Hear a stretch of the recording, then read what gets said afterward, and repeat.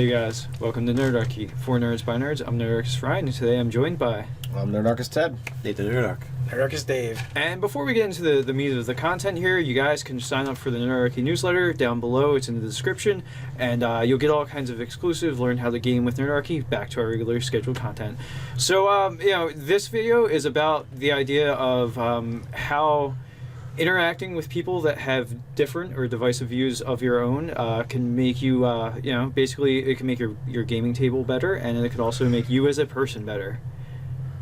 So that's like, when we talk to like Anthony or Scott, they have like very different sort of viewpoints on gaming. Like the way like Scott can be a little more gamist, like using hit points as a resource. Like that's that's a very like gamey way of playing a role playing game. Like because we generally go from the aspect of like.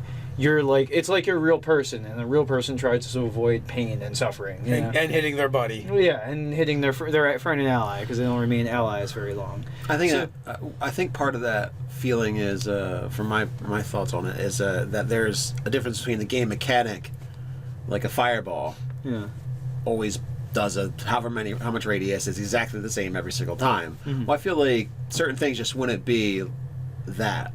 You can kind of like, well, I'm going to attack this and try and miss that other guy, but it doesn't always work out that way. Some people get hit. Sometimes you're just like, I'm doing this, and you're like, oh wait, but there's a person over there. Well, there's that fog of war sort of thing. Yeah, which can excuse some blunders away. Yeah, absolutely. Like even though you as a character are like, I'm totally fine with you taking some damage. You as a player, like what's happening, but there's that fog of war, that confusion. So there is like the crux of that thing where we disagree at the table of, Scott's like, hey, hit points are a resource, might as well use them up, and I don't think the disagreement isn't really in the philosophy as much as it is the implementation. Like, I'm going to target my group in an attempt to... Inversely doing more harm to my group than to the foe sometimes. Like, that's it's always a possibility. With the idea that it's like, you've got more kind of thing.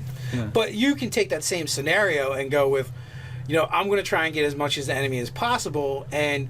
Let's face it, on the battlefield, you don't have the opportunity to pull out a ruler and a tape measure and measure out and block everybody out to where they're supposed to be. So it's unrealistic that every time you do a mass area going effect, to be tactically optimal as one who has the essentially omnipotent view. On the fly using computer-like precision. Yeah.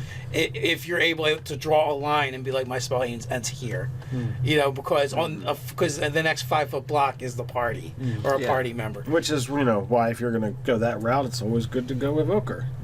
You're like, I'll give you a pass on that spell. Well, the Invoker does help with that, but that is a very good comparison analogy. And then Anthony is also very gamist when we play. In a lot of his stuff. He's played all the editions, but he's like one of the few people that I know that like enjoys 4th edition. Like he's actually has a preference for that over 5th, in a way. And like, well, there's some things that I would rather not play 4th edition myself. Like, so, again, like just sort of countering viewpoints, and we get into arguments about stuff as far as that goes. Discussions. Yeah, and that's discussions. Arguments. We're saying gamist Headlocks. from our perspective. I'm sure there's people that are going to watch our stuff and be like, oh, that's a little too gamist for me because they're more. We've been called min-maxers. Yeah. Well, I mean, you find enough people on the internet, you're going to be called everything.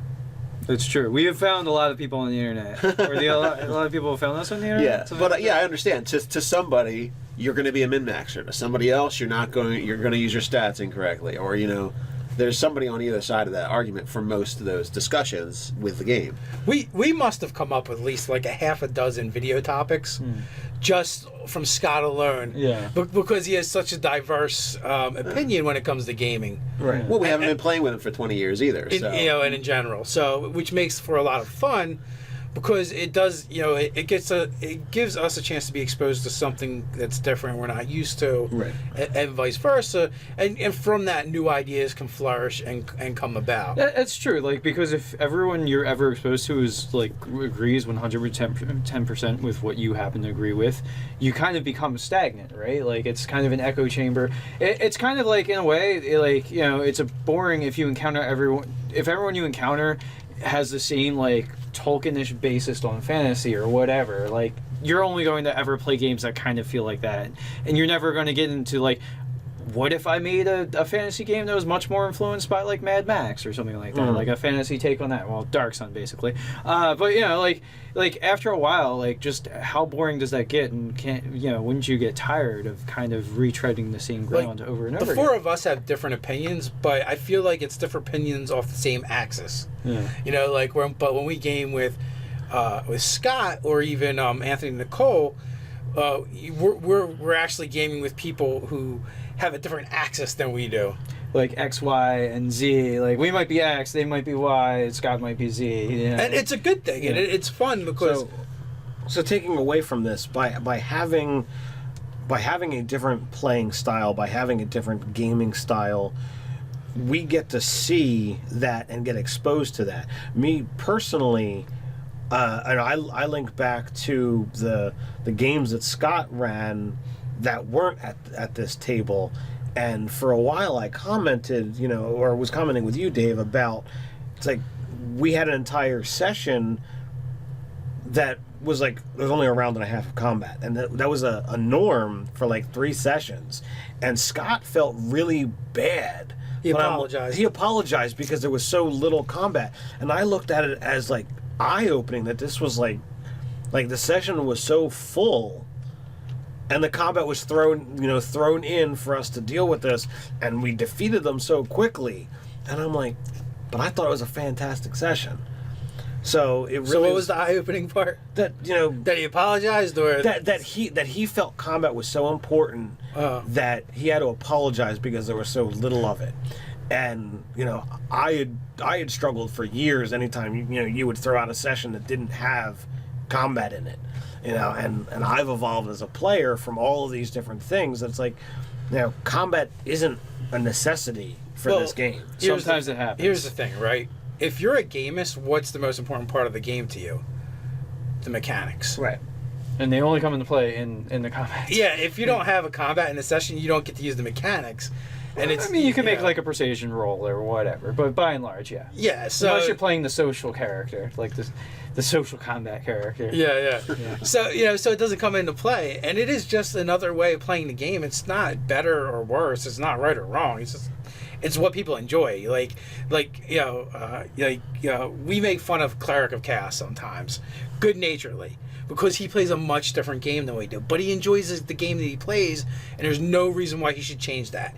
He should just play that game exactly the way he enjoys it. If you have a table that everyone's happy with the style, regardless of what that style is, don't change it for anybody. Let your group be happy with what you got. But you can try new things. You can experience other player styles and see if perhaps that you want to incorporate some of that, like the same things a lot of times when we get GM 911s, like when they have like younger, more inexperienced players and they want more story and narrative out of their players, and like a lot of times it's us like trying to like coach the GM how to coax that out of their players, like how to get them to role play more or whatever. Or just throw them in the armbar and make them or at the same time they just might not want to. We usually end up saying that as well. Like I think one of the things as Nerdarchy we try to pride ourselves on is we try not to tell people how to play the game. Right. We want to offer inspirations. We want to give ideas. If people ask specific questions, we try and answer them to the best of our ability with the knowledge of the rules and the paradigm of how we view the game. But again, everything that we say in these videos is an opinion. It's not for the most part it's not a fact unless we're reading a rule right out of a book. And which is changeable, right? You as the DM or the players can change that in your game. You can play the game however you want. But that being said, you should be open to experiencing the game in other ways. You don't have to change to that. Or even other role-playing systems, or changing genres. Actually, when you get burnt out on playing D&D, like it happens, like the best thing to do is to check out another system for a little while and see how that feels, play some Mutants and Mastermind for a little bit or something like that. Because eventually, like, the love will come back, the love and feeling will come back for classic D&D tropes or whatever. But you might, it makes you, like, maybe you want to put a little bit of, like, Arcana Punk in your game after you realize, well, our settings just need a little something. They've become kind of bland and stale. I don't think I ever get bored of D&D. I just sometimes want something different. Yeah. You just need a change of pace, and I've done the same thing in my reading. Like I'm 6 books deep into Mark Hodder's series, which is what is it? Burton and Swinburne, and it's more like steampunk and Victorian style.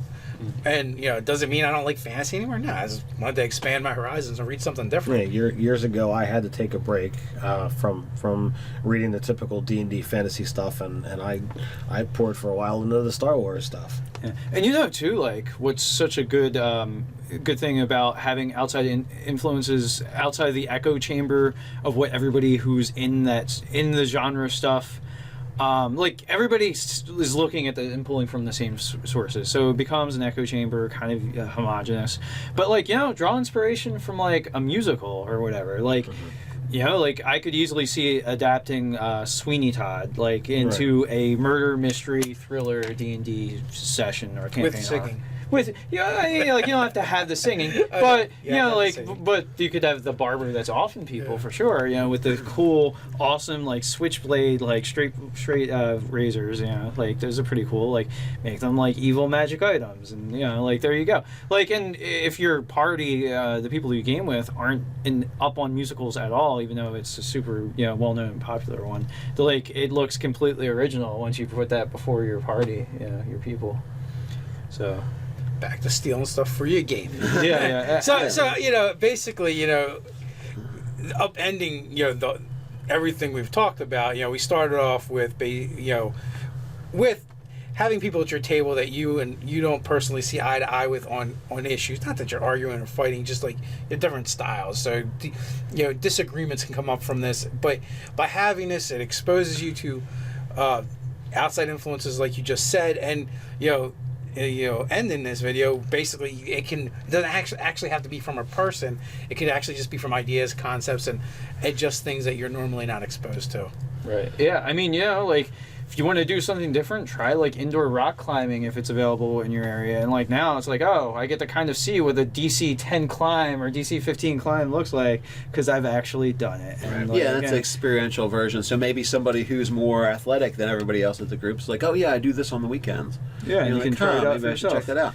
So one of the things I wanted to bring up is there's a whole bunch of studies and things on the idea of how poorly somebody acts when they're in their peer group or when they think they're in their peer group rather than being with people of different concepts, ideas, backgrounds, and all that kind of stuff. So people are in their best behavior among strangers, basically. Well, not necessarily strangers, but people, if they know that they're oppositional different, viewpoints. if they're strangers but they assume they're similar enough, they'll still act not as well, not necessarily well behaved, but you kind of just assume things about the other person. While when you're at a gaming table for a few sessions, you kind of learn things about the person. So essentially, what you're saying is when people are with their peer groups, they're more, or not with their peer groups, they're more PC. Kind of, but not. Because it's like mob mentality, like a mob's kind of it's not necessarily directionless. They could group think. There's a purpose to the mob. It's like a group think kind of thing. And when you're group thinking, I don't really think you're getting that dynamic. You're not interchanging ideas. Group thinking versus individual thinking. Yeah, so the further apart people are on concepts, the more variety you're going to get out of a session necessarily. It's like they can collaborate towards a more unique or novel end than what I just heard is Nate said we people. have a hive mind. Yeah, maybe.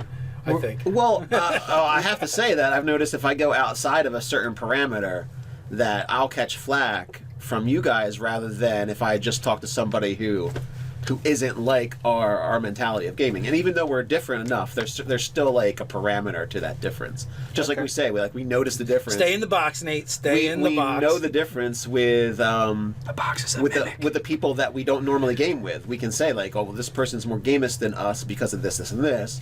or this person's into tactical battles, and that's really what they play D&D for, or et cetera, so... Versus the thespian versus Right. the myriad of So we can people. kind of pick out everyone that's different than us. We also have like a spectrum of difference ourselves, but we also have like a outlier for that difference. And that's also very much a perception thing too, because you trolling through our comments, I've seen people go, "Oh, you guys are min-maxers," and like, and that's what they get out of our videos or how we play the game or whatever. Where we think we're more like in the middle. Yeah, and they might have like emotional allergy to doing a stat block, like, oh, you put your dex in the highest thing and you're a rogue. I don't know. That looks a little too cheesy for me. Like that kind of mentality, like, oh, you made Because an optimized you character, made you must optimal be a choices, min-maxer. yeah. It's like, no, this person is just really good at the thing, so they chose to do that as their profession for life. Go figure. Yeah. They're not ham hands. Guess what? Ham hands normally isn't going to be like a jeweler or, an engineer that's actually creating the objects. So what do you guys think? Why don't you put your comments down below while you're at it? Like, share, even subscribe. You can check out the articles over at nerdarchy.com. And you can hang out with us on Facebook. Or you could check us out over on Instagram. So until next time, stay nerdy.